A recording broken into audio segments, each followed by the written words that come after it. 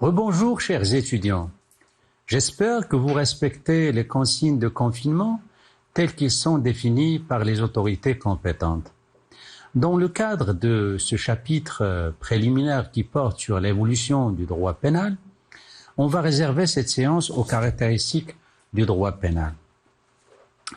L'expression droit pénal, entendue dans son acception la plus large, désigne la branche du droit positif ayant pour objet l'étude de la répression par l'État des comportements de nature à créer un trouble intolérable pour le groupe social. Ainsi, le droit pénal est positif et juridique, il est également répressif et préventif. Donc, le droit pénal est positif. C'est même le plus positif des droits.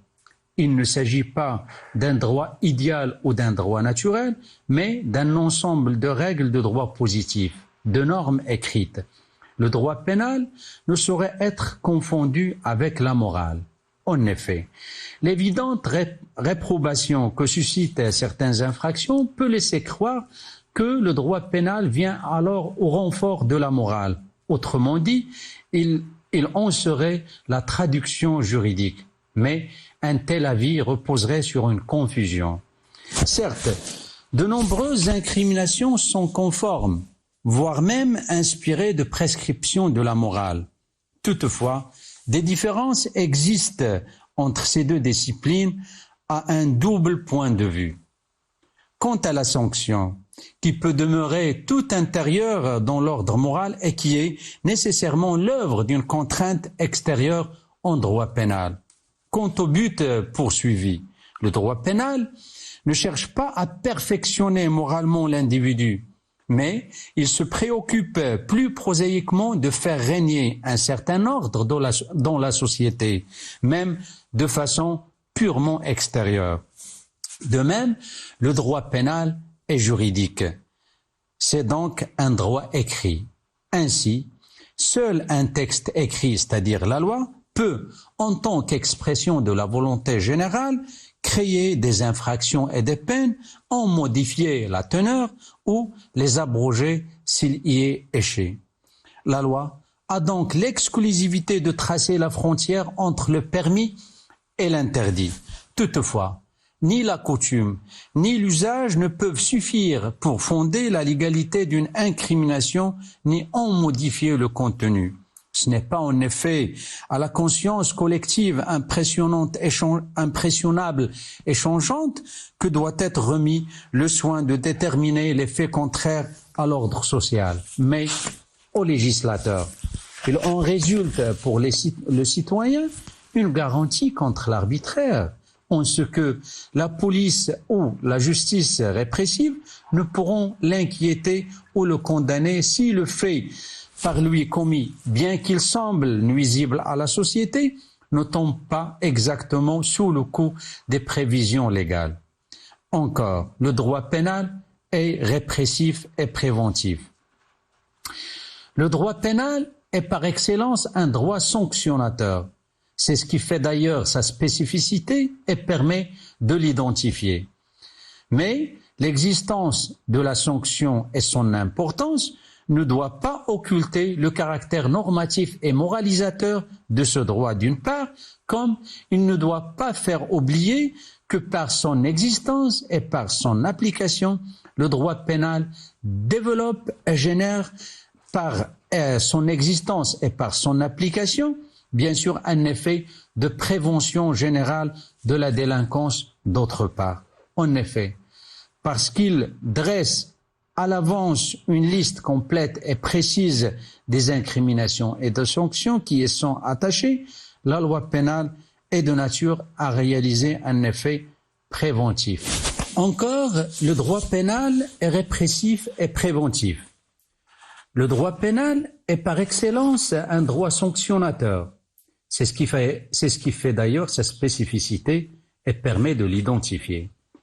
Mais l'existence de la sanction et son importance ne doit pas occulter le caractère normatif et moralisateur du droit pénal. D'une part, comme il ne doit pas faire oublier que par son existence et par son application, le droit pénal développe et génère un effet de prévention générale de la délinquance d'autre part. En effet, parce qu'il dresse à l'avance une liste complète et précise des incriminations et des sanctions qui y sont rattachées, la loi pénale est de nature à réaliser un effet préventif. De même, l'application de la loi pénale réalise un but de prévention générale. Quand le public voit appliquer effectivement telle ou telle peine à l'auteur de l'infraction, il se produit une certaine intimidation qui renforce l'effet préventif de la loi pénale.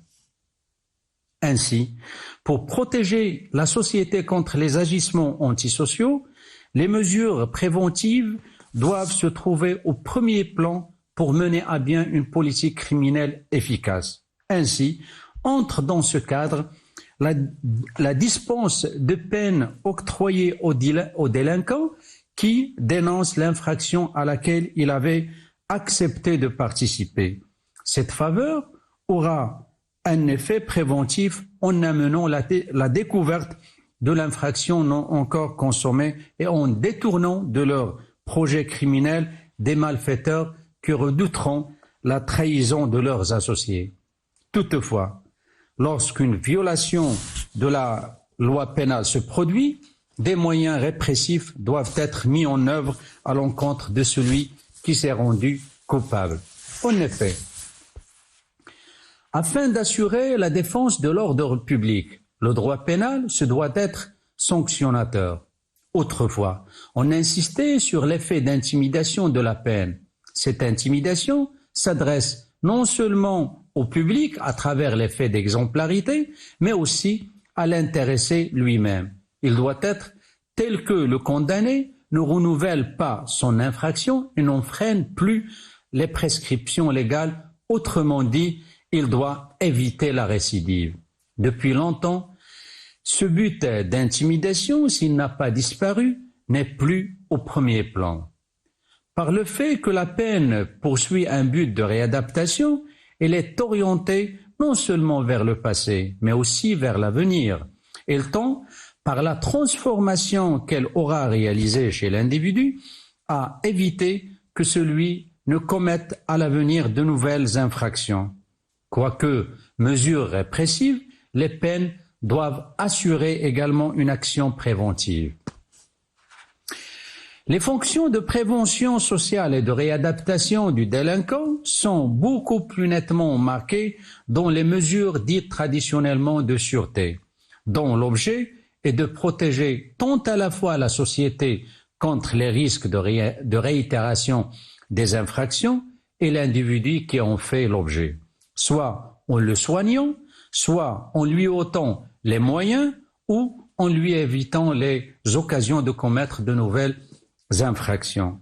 Mais de tels objectifs supposent que l'on connaisse les raisons de la délinquance, que l'on dispose à propos du crime de connaissances de valeur scientifique. En d'autres termes, qu'il existe de véritables sciences criminelles. On parle dès lors de l'aspect scientifique du droit pénal. À propos de cet aspect scientifique du droit pénal, jadis appelés sciences auxiliaires du droit pénal, ils ont pris aujourd'hui une telle ampleur qu'il paraît difficile de conserver cette expression.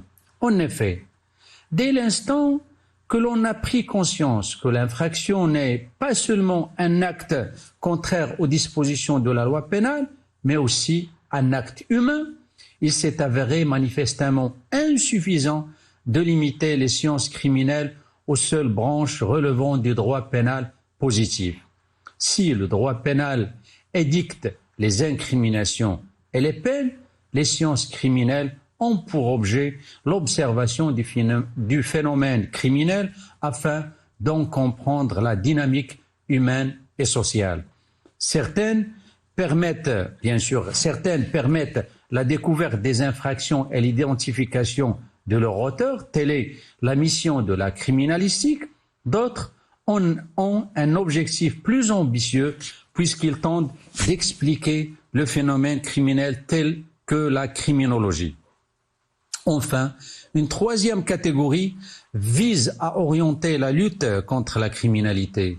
Il s'agit de la politique criminelle qui constitue la particularité du droit pénal appliqué dans chaque État. Ce particularisme mène à se poser la question sur l'autonomie de cette discipline juridique. Parmi les diverses disciplines juridiques, le droit pénal a une place bien originale en raison de sa fonction qui est la défense de l'ordre social. Ce particularisme, souvent souligné en doctrine, n'est pas sans conséquence. Un débat fort académique oppose les partisans d'un rattachement du droit pénal au droit public, qui connaît des rapports, bien entendu, où l'État intervient, ou au droit privé qui régit les rapports entre particuliers. En effet, la question est d'importance, car différents sont les intérêts en cause. Respect de l'individu dans un cas, primauté de l'intérêt général d'autre part. Et divergentes sont les méthodes de raisonnement. Toutefois, ce débat ne saurait disparaître la spécificité du droit pénal. Certains juristes ont tenté de rattacher le droit pénal au droit public puisqu'il traite les rapports entre l'individu et l'État. Cette prééminence de l'aspect public se manifeste sur deux plans. Le premier est lié au rôle que joue l'État dans la production des règles relatives aux infractions, aux sanctions et à la procédure. En outre, l'État jouit d'un monopole de la mise en œuvre de cet ensemble de règles. Il s'agit là donc d'une prérogative de puissance publique sans équivalent dans le reste du droit privé.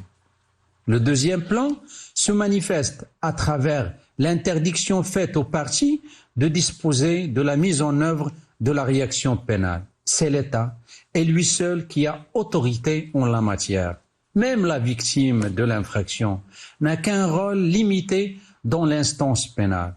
Par exemple, la renonciation de la partie civile ou son désistement ou la transaction n'influe qu'exceptionnellement sur le sort de l'action publique et son évolution. Si l'infraction apparaît souvent comme une atteinte à un bien juridique individuel, elle est fondamental de ne pas ignorer l'imminente importance de ce bien pour la collectivité. La vie, l'intégrité corporelle, la foi publique, la propriété sont des valeurs essentielles que tout système juridique doit protéger. Si le meurtre, par exemple, est le fait de donner la mort à autrui, son incrimination et la répression de son auteur sont fondées sur l'intangibilité de la vie humaine et sur le droit pour le groupe social de réagir contre le meurtrier. En ce qui concerne le rattachement du droit privé, du droit pénal au droit privé, bien sûr là, il faut dire que d'autres juristes, en se référant à la technique utilisée par le droit pénal, ils ont pu conclure que cette discipline s'apparente davantage au droit privé. Tout d'abord, le droit pénal, selon cette partie de la doctrine, est en grande partie, bien sûr, orienté vers la défense des droits subjectifs de l'individu, le patrimoine, la liberté, la vie, l'honneur, etc. Donc l'un des buts essentiels de la loi pénale consiste précisément à protéger les biens et l'intégrité des personnes. Ainsi, en réprimant par exemple le délit de vol, le code pénal cherche à défendre un droit privé, c'est le droit de propriété. On ne saurait ensuite oublier que ce sont les mêmes magistrats qui composent les juridictions répressives et les juridictions civiles. C'est le principe de l'unité de la justice civile et pénale.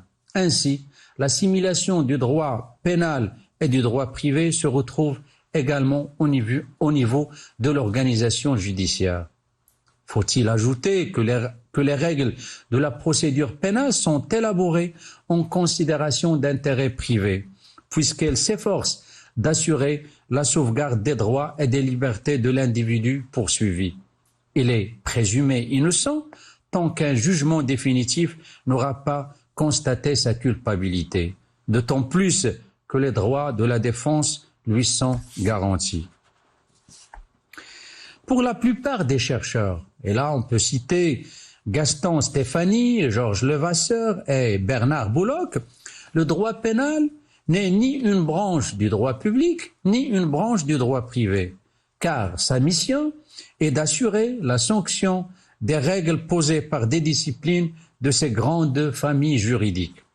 Cette autonomie qui résulte tantôt des prescriptions légales formelles, tantôt de manifestations jurisprudentielles, tient à l'objet particulier du droit criminel et à la mission spéciale des tribunaux répressifs qui ont la charge de l'appliquer. Il s'agit en effet de protéger les intérêts essentiels de la société et cela, bien sûr, explique que partout où ces intérêts sont en cause, même quand le droit pénal ne fait qu'apporter à d'autres droits ou bien à d'autres disciplines le secours de ces peines, c'est lui-même et lui seul qui doit déterminer les conditions dans lesquelles ces sanctions sont prononcées et appliquées. C'est ainsi qu'il y aura infraction en matière de chèque, même si le document en question ne remplit pas les conditions formelles d'existence de chèque, qu'il y aura abus de confiance malgré la nullité du contrat qui a déterminé la remise de la chose. Cette autonomie est également justifiée par le fait que la justice pénale doit être individualisée. Dans l'élaboration de la décision, le juge répressif, lié sans doute par la loi, doit tenir compte des caractéristiques de la personnalité du délinquant. Il doit en outre tenir compte des conditions subjectives propres à la fois pour établir son degré de responsabilité et pour déterminer les moyens les plus aptes à assurer sa réinsertion sociale. Alors que le juge civil ne doit considérer que la qualité juridique des parties et l'analyse objective de leurs prétentions. Cette présomption d'autonomie du droit pénal ne peut occulter sa richesse et sa diversité, ce qui se révèle à travers ces différentes branches juridiques. En ce qui concerne ce point qui porte sur la diversité du droit pénal, bien sûr, l'étude du droit pénal nous oblige de prime abord de marquer ses frontières avec d'autres disciplines qui, différentes mais voisines, parfois même très proches, on distingue généralement entre le droit pénal de fond et le droit pénal de forme. Quant au droit pénal de forme, ou encore dit procédure pénale, il détermine les règles qui président à la recherche, à la constatation des infractions, à l'administration de la preuve, de l'inculpabilité de celle-ci aux auteurs présumés et à la fixation des peines infligées à ces derniers. En effet, la mise en œuvre du droit pénal de fond, c'est-à-dire droit pénal spécial et droit pénal général, suppose le déroulement d'un procès devant une juridiction répressive. Entre l'infraction commise et la peine prononcée se situe tout le déroulement de la poursuite. C'est l'objet de la procédure pénale. C'est à travers cette discipline que sont conciliés les intérêts contradictoires de la société, de la personne poursuivie et celle qui se prétend victime. En ce qui concerne le droit pénal de fond, il est constitué par le droit pénal spécial et le droit pénal général. Quant au droit pénal spécial, il faut préciser que le premier souci du législateur est de déterminer la nature des agissements qu'il estime dangereux pour l'ordre public. Il analyse les conditions précises de leurs incriminations et les peines exactes qu'ils peuvent entraîner compte tenu des circonstances aggravantes que la loi a pu prévoir pour graduer celles-ci. C'est en quelque sorte l'étude de catalogue d'infractions. Le droit pénal spécial occupe une grande partie du droit pénal. C'est sans doute la partie la plus ancienne du droit pénal. On a commencé à établir des incriminations et des peines, et les théories générales n'ont été édifiées que plus tard. Au sein du droit pénal spécial, des spécialités sont apparues, comme le droit pénal des affaires, le droit pénal économique, le droit pénal des sociétés, le droit pénal du travail, le droit pénal fiscal, etc., etc. Donc, quant au droit pénal général, il s'agit d'abord d'un droit tardif, d'inspiration doctrinale et jurisprudentielle, à forte dimension théorique.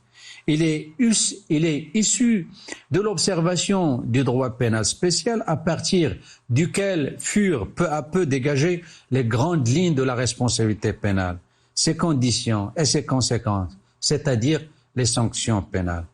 C'est le droit pénal général qui prévoit les grandes catégories d'infractions en fonction de leur gravité relative ou de leur caractère essentiel, et qui attache à ces catégories un régime juridique déterminé. C'est lui qui précise les éléments, c'est-à-dire l'élément légal, l'élément matériel, l'élément moral, dont la réunion est indispensable pour qu'une infraction, quelle qu'elle soit légalement constituée. Certains traits essentiels de cette discipline ne sont que des constructions intellectuelles devant permettre de mieux expliquer des solutions nécessairement éparses en droit positif. Quant au droit pénal général, il s'agit d'un droit tardif, d'inspiration doctrinale et jurisprudentielle, à forte dimension théorique. Il est issu de l'observation du droit pénal spécial à partir duquel furent peu à peu dégagées les grandes lignes de la responsabilité pénale, ses conditions et ses conséquences. C'est le droit pénal général qui prévoit les grandes catégories d'infractions en fonction de leur gravité relative ou de leur caractère essentiel et qui attache à ces catégories un régime juridique déterminé. C'est lui qui précise les éléments, l'élément légal, matériel, moral, dont la réunion est indispensable pour qu'une infraction, quelle qu'elle soit légalement constituée. Certains traits essentiels de cette discipline ne sont que des constructions intellectuelles devant permettre de mieux expliquer des solutions nécessairement éparses en droit positif. En récapitulant, on peut dire que le droit pénal général est la grammaire de la langue pénale dont le droit pénal spécial fournit le vocabulaire. Le droit pénal général ou la théorie générale du droit pénal a pour objectif l'étude des principes généraux de l'incrimination et de la responsabilité pénale, la nature des peines, les causes d'aggravation et d'atténuation. Ainsi, l'infraction paraît comme la pierre angulaire de ce droit puisqu'il occupe une place très importante au sein de la théorie de la responsabilité pénale, ce qui explique bien sûr l'importance de cerner cette notion en consacrant le chapitre prochain à une étude conceptuelle de l'infraction. Je m'arrête là, je vous remercie pour votre attention et à la séance prochaine.